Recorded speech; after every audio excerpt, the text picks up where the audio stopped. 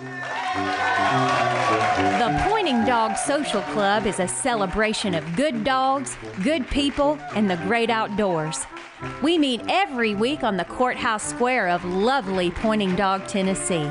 We now join a meeting in progress with your host, Dr. John White.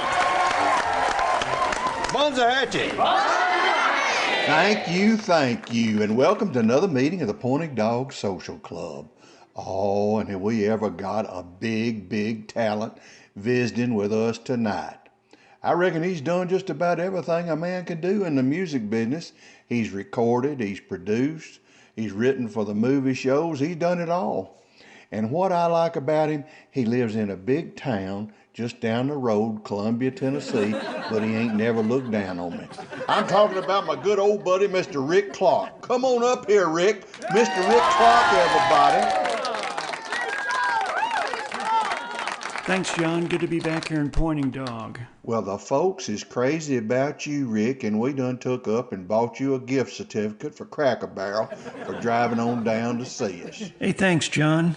We appreciate that. If you want to take Mary with you, you might want to order that Country Boy breakfast. It'll probably feed both of you and you won't be out nothing. Oh, we're already fans of the Country Boy breakfast. That's our go-to. Well, look here, Rick. We probably crossed paths as young fellas living in Memphis because when I went to school there, I sure bought a load of records at Memphis's most famous record shop, Poplar Tunes. Yeah, I have a lot of memories there. And working in Pop Tunes Records was a very special time for me. There were so many great artists that came and hung out there at the shop. Every act that was worth its salt was coming in and hanging out there at the store. I mean, Isaac Hayes and Al Green and people like that, not to mention, David Bowie and his band. And by the time I left in 1973, I had thousands of albums. And it was sort of a be careful what you wish for thing. I had all the music I wanted and the beginning of a lot more. And for the rest of my life, I ended up carting that stuff around, as some who've been in my office know. And ladies and gentlemen, that record shop experience turned out to be a natural stepping stone for Rick Clark working at one of the very best radio stations in America. He DJ'd at WLYX FM. And in case some of you club members don't know, that was a station operated by Southwestern University, which now is called Rhodes College. WLYX FM, Southwestern. I loved being there. That was a great experience. I could play anything I wanted. I was the late night guy who played all the crazy stuff. Well, playing that crazy stuff and collecting all those albums really paid off because it came in handy for you when you wound up being the music editor for one of my very favorite magazines, Oxford American. And that's how you and I finally met. It's a long story, everybody, but I was a huge fan of Oxford American's annual music edition because it always had a music CD inside. And that dang CD never ever failed to be a brilliant music anthology, a collection of really great songs, sometimes by obscure or forgotten artists, but consistently the songs would be dynamite. And by a real twist of fate, I discovered that the very genius who put these CDs together was a guy named Rick Clark who lived in my hometown. That experience was interesting because while I was doing that in my house in East Nashville, little did I know that the collection was becoming a sort of a hip thing in New York and LA and various places. And before I knew it, I was getting phone calls and emails and letters from people I would have never dreamed of being fans of that kind of work. I mean, Cameron Crowe, Hunter Thompson, and Gus Dudgeon, who produced all of the great Elton John stuff. And before I knew it, I was out in Los Angeles, and my very first film that I was affiliated with was with Jason Reitman on a movie called Juno. And that experience led me to doing a movie called Up in the Air with George Clooney after that.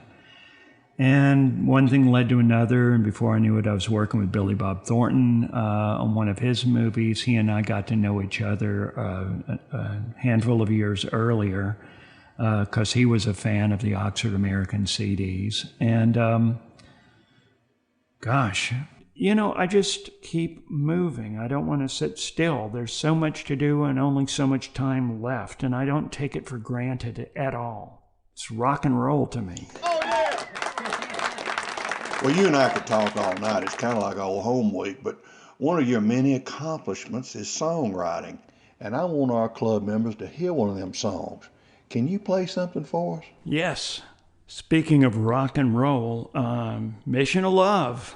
That is a song that Mark Marchetti and I wrote together. It's just a stomping celebration of a woman who rocks your world, like Mary rocks my world. I love the horn charts and I love the groove, the background female singers, our own Serena Joy Crow, Columbia's own wonderful, amazing starlet, and Wendy Moten, who you've probably heard on things with Joe Bonamassa and Julio Iglesias and God knows what, and Britt Savage, who does all of the big featured wailing in the background. She kills it. So, yeah. I love this song and hope you love it too.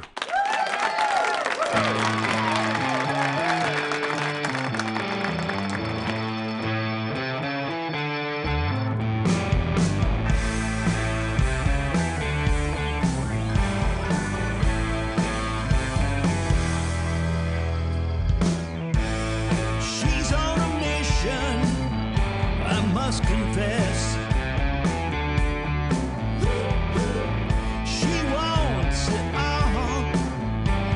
Nothing less. She's on a mission. She's been blessed, and I'm drowning in a stream of consciousness. She's on a mission of love.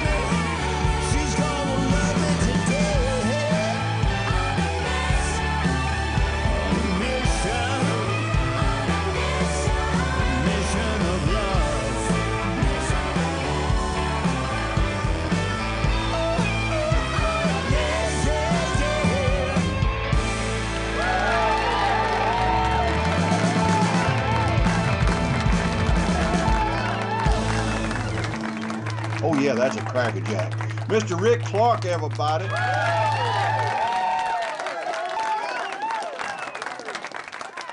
Oh, mercy, that was nice.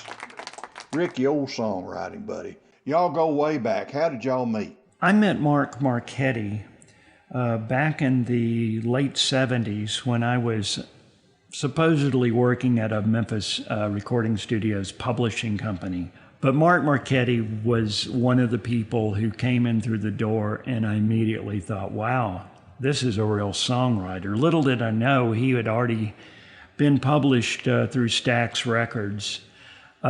We hit it off immediately and became extremely tight friends, had this kind of simpatico as creatives. We wrote lots and lots of music together over the years. And in 1982, actually, one of our very first demo that we recorded down in Muscle Shoals became a hit single on Warner Brothers for an artist named Gail Davies called Hold On. And another good song was Lay Me Down. Lay Me Down is an interesting song. That was one written by Mark Marchetti, my old buddy who I've co-written with for decades. Mark wrote this song back when he was going through a particularly rough time. And I remember when he played it for me way, way back, I told him, I said, man, this song is a song for the ages. This song's going to be around. Years later, the song ended up getting recorded by Willie Nelson and Loretta Lynn as a duet. It ended up on the B side of one of her later records and just sort of languished there. I told Mark that I would love to record it, and went into the studio, and what you hear is what I did. It's a deeply soulful, spiritual song, and I just hope I dignified it as much as I think the song is great. Well, lay that on us, Rick. Rick Clark with Lay Me Down.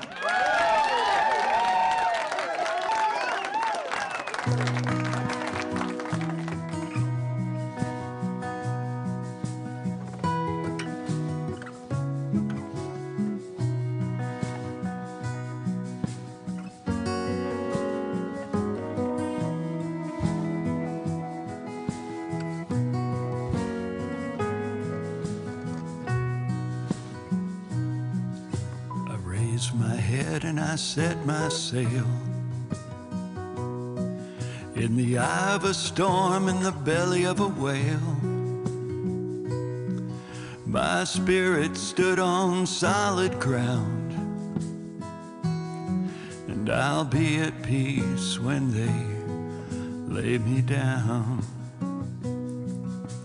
When I was a child I cried until my needs were satisfied. My needs have grown pound for pound, and I'll be at peace when they lay me down.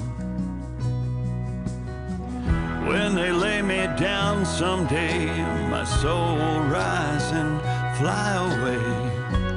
This old world will turn around, and I'll be at peace when they lay me down. This life isn't fair, it seems. It's filled with tears and broken dreams.